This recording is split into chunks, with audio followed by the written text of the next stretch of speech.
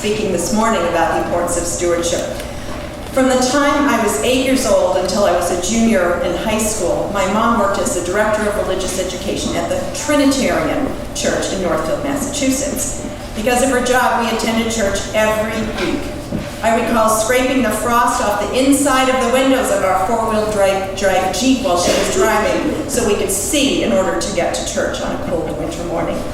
My brother and I brought coins to drop in the offering plate as an expression of our commitment to the church. And there was one year when my parents were audited by the IRS because their charitable contributions to the church were too large relative to their income. At Sunday dinner, which was eaten midday, still wearing our Sunday best, my dad complained regularly about the quality of the sermon. But when pressed by me about why he went to church if he didn't like the sermon, he always said that church was not about the minister, it was about faith and about community. That habit of attending church, so firmly established when I was a child, has stayed with me. I stepped away from organized religion in my late adolescence, but wandered back in my 20s, pulled by the sound of music. Music placed in the context of worship is different. It touches me as a musician and as a listener in deep and different ways. My participation in the musical life of this church is an expression of my faith in humanity and of my connection to this spiritual community. Recently, I've been reading Don and Emily Salyer's book, A Song to Sing, A Life to Live, Reflections on Music as Spiritual Practice. Emily's a member of the duo known as the Indigo Girls, and her father, Don, is an organist and professor of theology at Emory University. They say it better than I could, so I'll quote them. Ordered sound plays a primary role in human experiences, especially those we call religious or spiritual. When music is woven into our lives, it can bring a special artfulness to the patterns and rhythms of a life as it takes shape over time. One of the most basic reasons for music's power is that music always commingles and resonates with the cycles of time across our individual lives and across the lives of the communities to which we belong. Doing this, it shapes and expresses emotions, spirituality, identity, and the ways of living in the world. For me, singing in the choir and teaching in the religious education program are two ways I express my commitment to this particular faith community, the one I came to almost 20 years ago as a spiritual seeker and the parent of young children. I give my time, my knowledge, and my experience every week at rehearsal and on Sunday morning. And what I gain in return is that deep sense of connection, of spirituality, of identity that Don and Emily described. My commitment to KUUC in this way feeds my spirit, so I am filled up by giving. So too does making my annual pledge to support the operation of this church. If we don't meet our financial goals, we won't have an intact building, competent staff, active programs, or a presence in the community. There's no they to take care of the church's needs. There is only the we of the church community. Please join me in being good stewards of all that we have by sharing your time, your talents, and your treasure. The benefits to your personal spiritual growth and to that of our shared faith community will be significant. Thanks. Whether you're joining us for the first time or come every Sunday, may you find something here that challenges your mind, opens your heart, and stirs your spirit. And now will you please stand as you are able and join in singing our opening hymn, number 36, When in Our Music, God is Glorified. And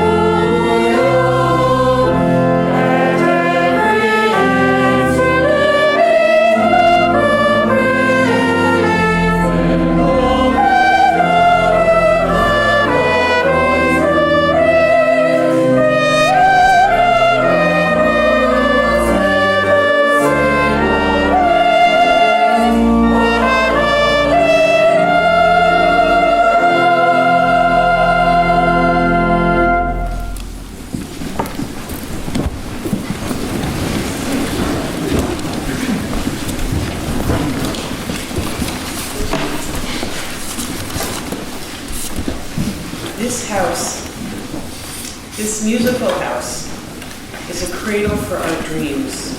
It is the workshop of our common endeavor. We gather a part of the great circle of life around the hearth of faith, the altar of our common life. We come together to renew our faith in the holiness and the goodness and the beauty of life, to reaffirm the way of the open mind and the full heart, and to rekindle the flames of memory and hope. Welcome to each of you and to all of you. It is so good that you have come this morning. Andy Johnson will light our chalice, and as she comes forward, would you prepare yourselves, please, to say the words that are printed in your order of service. At times, our own life goes out, and is rekindled by a spark from another person. Each of us has cause to think with deep gratitude of those who have lighted the flame within us.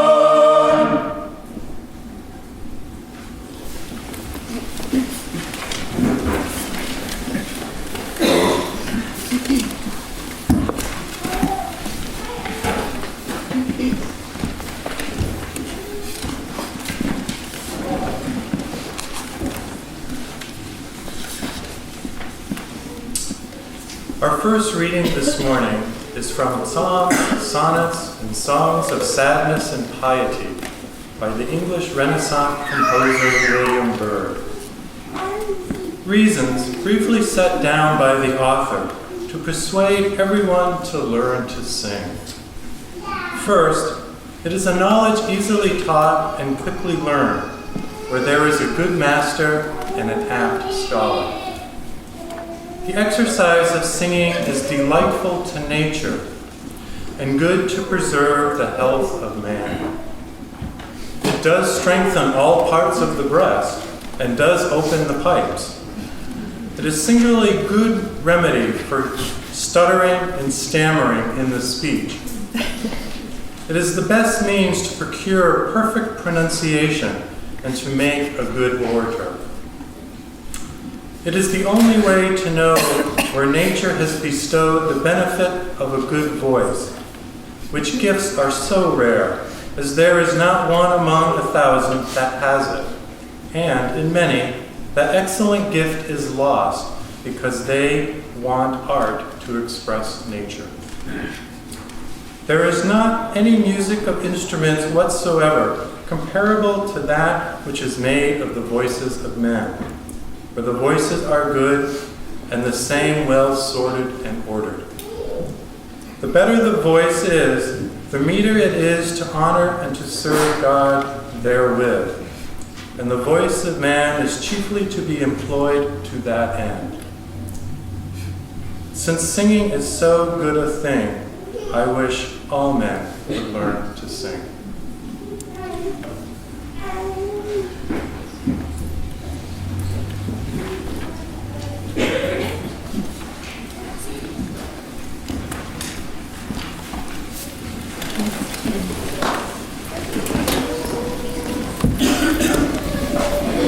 While the choir is getting into place, I'm going to ask you to prepare yourselves to join us in a round, which is in your hymnal. I believe it's 180. This round was composed by a Sufi musician who was actually at the UUMN conference 2 years ago.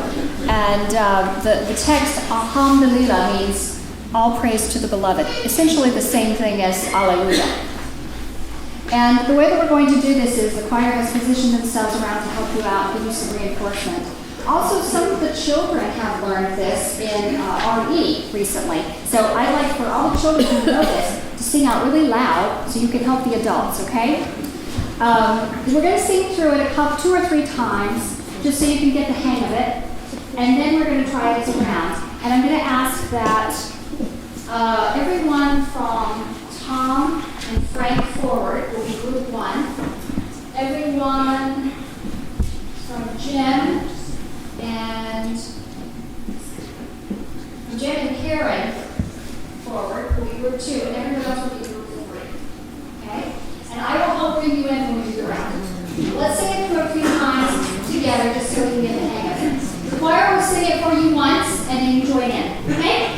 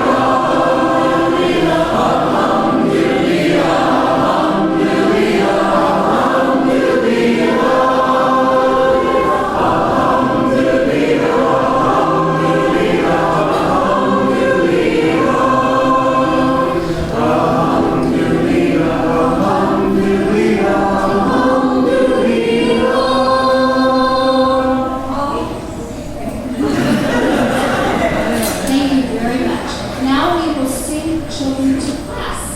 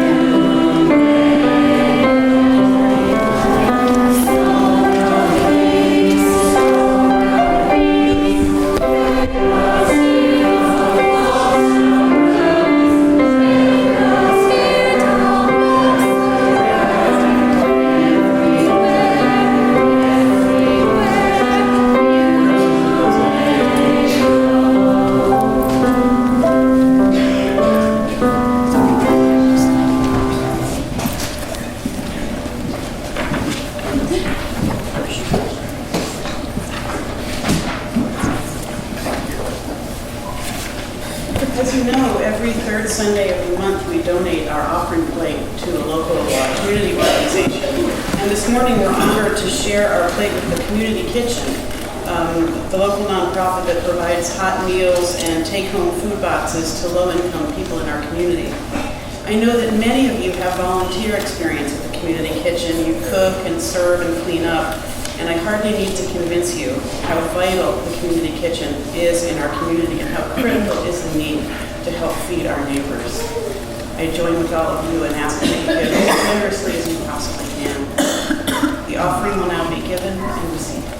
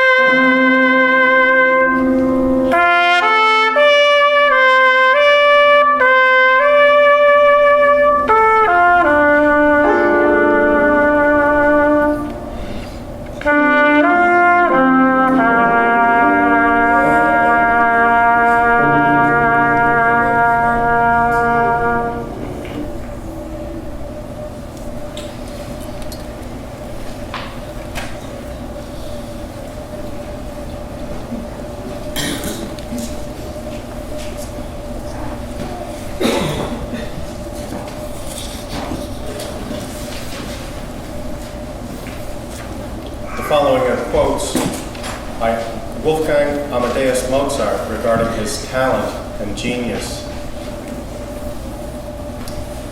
It is a mistake to think that the practice of my art has become easy for me. I assure you, dear friend, no one has given so much care to the study of composition as I.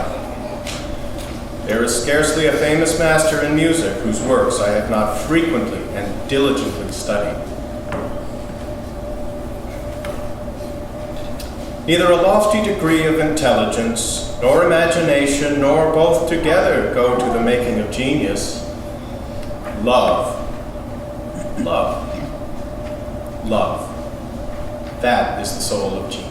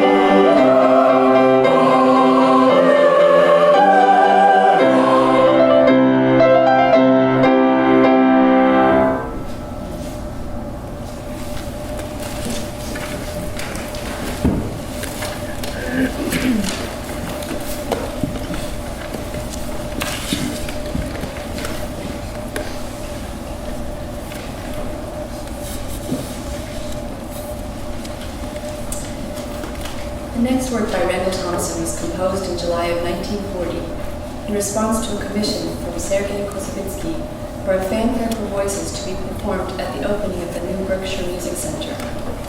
This quiet, introspective piece is likely not what the conductor expected. Rather than a festive song, Thompson felt it more appropriate to write a piece that reflected current events in the world, particularly the war in Europe and the recent fall of France. Thompson wrote that his Alleluia is a very sad piece. The word Alleluia has so many possible interpretations. The music in my particularly Alleluia cannot be made to sound joyous. It is a slow, sad piece, and here it is comparable to the book of Job, where it is written, "The Lord gave, and the Lord has taken away. Blessed be the name of the Lord."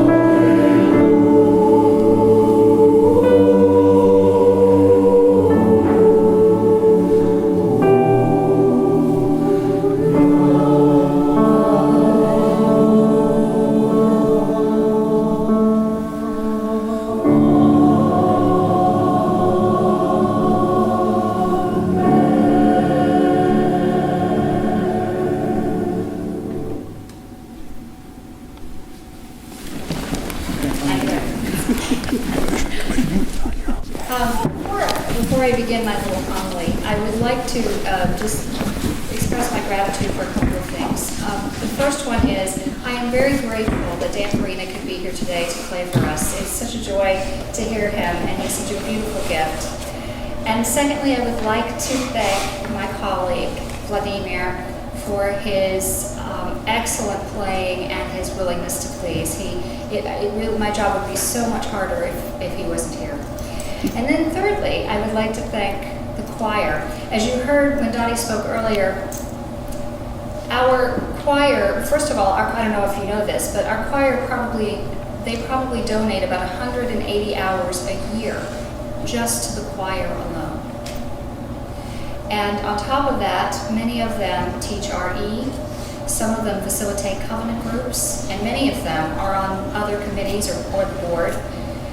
And I am just so grateful to them that they are willing to take that chunk of time and invest it in bringing music every week or every other week to this congregation. And it is such a joy to work with them. Many of you have probably heard the Zimbabwean proverb, if you can walk, you can dance. If you can talk, you can sing. And I'm sure this has been used countless times to encourage the reluctant, the clumsy, the vocally reticent to join in some activity that requires either rhythmic acuity or tonal accuracy.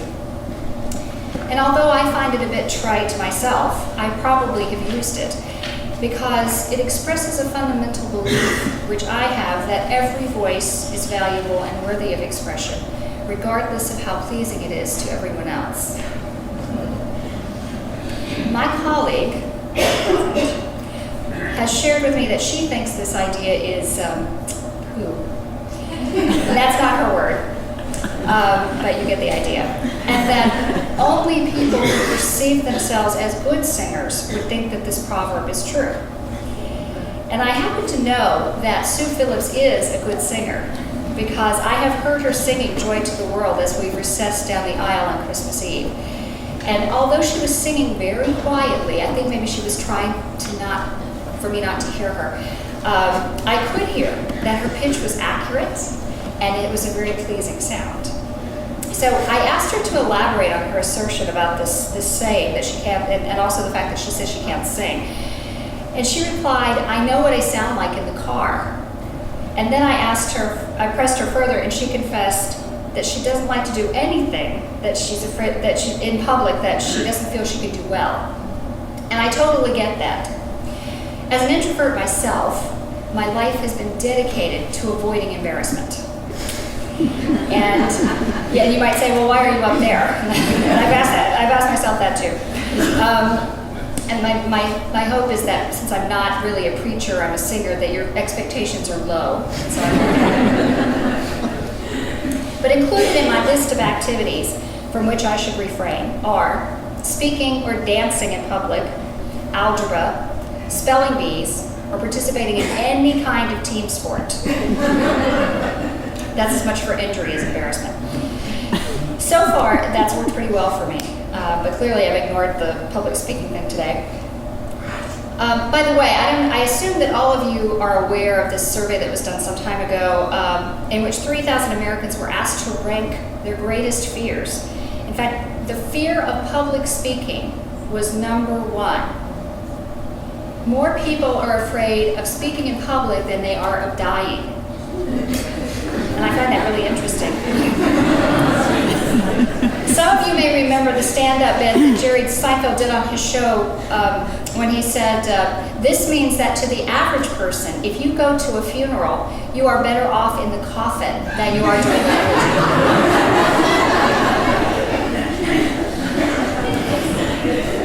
Now, I don't know about the specifics of the survey, whether people were given a list of common fears and asked to rank them, or if they simply just answered a question, what is your number one fear? However, I find myself wondering how those people might have responded to the idea of singing in public. And I can't help feeling that that would have topped the list, and hands down. Because so few people in this country sing compared with other cultures on the planet. In this country, we commonly have corporate softball teams or bowling leagues, but in a lot of other countries, including Europe, companies actually sponsor choirs for their employees to participate in, because they recognize that singing together creates a sense of community and harmony, literally. And this leads me to the biggest question that I find myself asking over and over again. When did we, as a culture, decide that it is not enough just to sing for the fun of it? When did we decide that singing is the exclusive province of the proficient? And I don't really have anything against proficiency, because my entire career as a singer and as a voice teacher are based on it. But it makes me feel very sad that many people believe that they shouldn't sing simply because they don't feel that they're good enough. I know it's not from a lack of interest in music, because Americans spend more money on music than they do on sex or drugs, prescription drugs, by the way. That's a whole other thing. The popularity of American Idol and other shows like it indicate that singing is valued in our culture. But clearly, for the majority of people, singing has become a spectator sport. According to Daniel J. Levitin, author of This Is Your Brain on Music, The Science of a Human Obsession, the study of musical expertise has been a major topic with cognitive scientists over the past 30 years. They wanted to know if talent is scientifically defensible. While they acknowledge that some people acquire musical skills faster than others, they have been unable to find a talent gene. And that might account for somebody like a Mozart. One thing that they did find in common with experts of all kinds, whether it was a musician or a writer or a chess player or a swimmer, is that it takes 10,000 hours of practice to become a world-class expert at anything. And by the way, that's roughly the equivalent of 20 hours a week for 10 years, just in case you were wondering. And Levitin points out that this is consistent with how the brain works. The more experiences that we have, the stronger the neural connections for that experience becomes. And admittedly, that kind of commitment requires a strong interest in the subject. I also believe that part of the answer to this question lies in the fact that the voice is so personal, so intricately connected to the self, and is so deeply affected by every feeling that we have. If you think about it, if you call someone, especially someone that you know, on the phone, you probably know within the first exchange what kind of mood they're in at that moment. That's just the speaking voice. Imagine the expressive potential of the singing voice. It makes an individual so much more transparent. And it involves sharing a very personal part of yourself with a world that has pretty much desensitized itself from personal contact.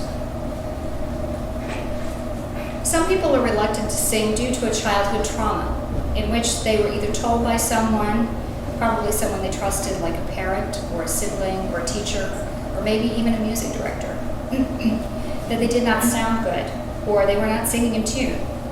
Or they may have received a nonverbal cue from someone that their efforts weren't appreciated. And I don't know if I can adequately express my dismay about that when they share these stories with me, how they once loved to sing until they were asked by their 7th grade music teacher to just mouth the words. This is really too bad, because the truth is that while some children sing well at an early age, not everyone grows into his or her voice at the same rate.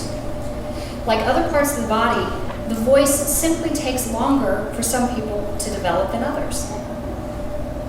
And unfortunately, when a person is told she can't sing by an authority she respects, she will likely stop trying and stop listening to her own voice altogether. Consequently, she may never know how beautiful it is. Even later in life, when that negative message is challenged by new information, perhaps even by someone who is an expert like myself, it may be very difficult to undo all of the negative programming that's already there. In many instances, I find that it's the negative programming that's the hardest the hardest thing to correct. Singing, unlike playing any other instrument, makes one feel extremely vulnerable. One thinks, if you criticize my voice, you are not just criticizing my performance, but you are criticizing me. Yet it is that very aspect of the voice that makes it so worthwhile, and it takes courage to face your own voice, and consequently yourself, and not look away, or make a face, or say, I'm not good enough. As a singer, I have been most inspired by the beautiful voices with the excellent musicianship and the flawless technique.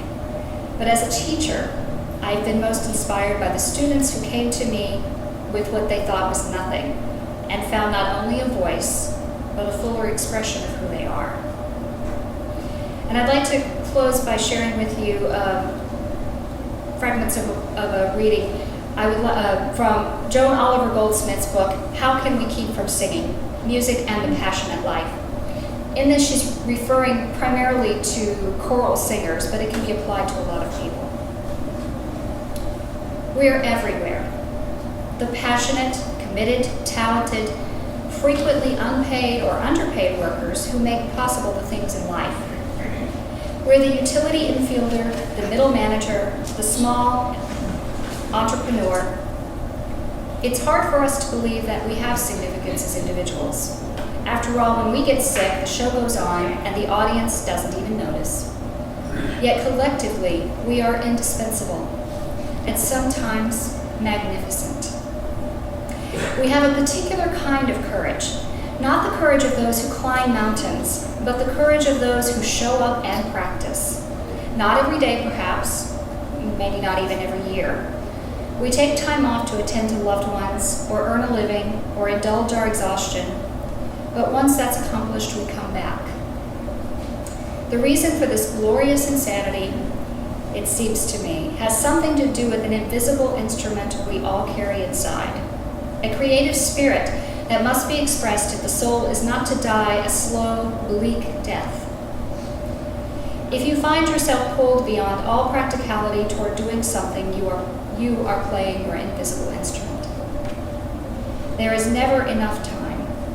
It is harder than you ever imagined. You are never as good as you want to be. Always, always, they will ask you to give more. They will ask, and you will ask it of yourself. Then suddenly it flows, and you are the physical instrument of something higher. Then you know again creation's assignment, to learn the notes, to find your voice.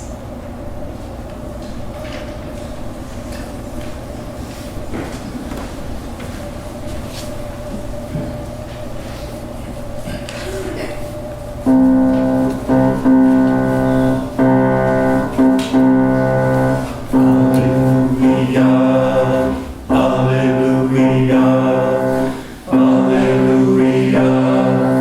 alleluia.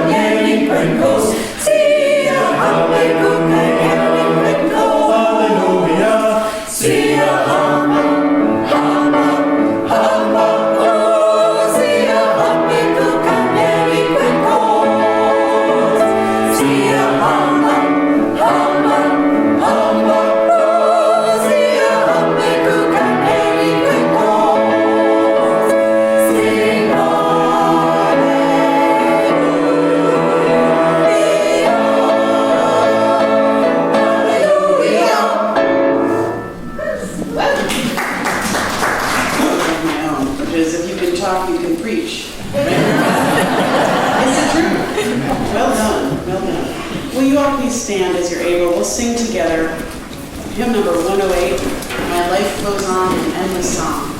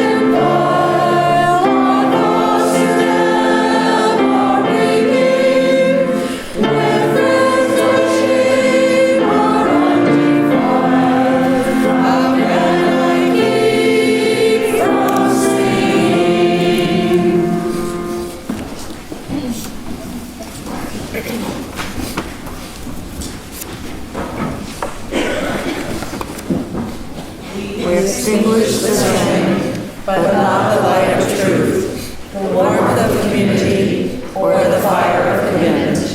These we carry in our hearts until we are together again.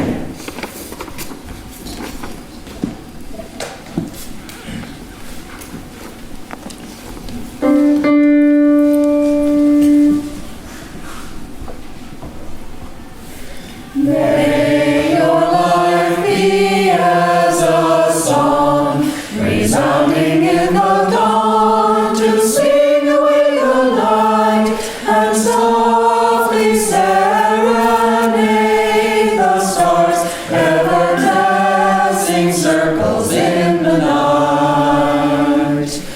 May your life be as a song, resounding in the resounding in the dark, to sing away the night and softly serenade the song, ever dancing circles into the stars, and take the songs in the air, the song, ever dancing circles into the night,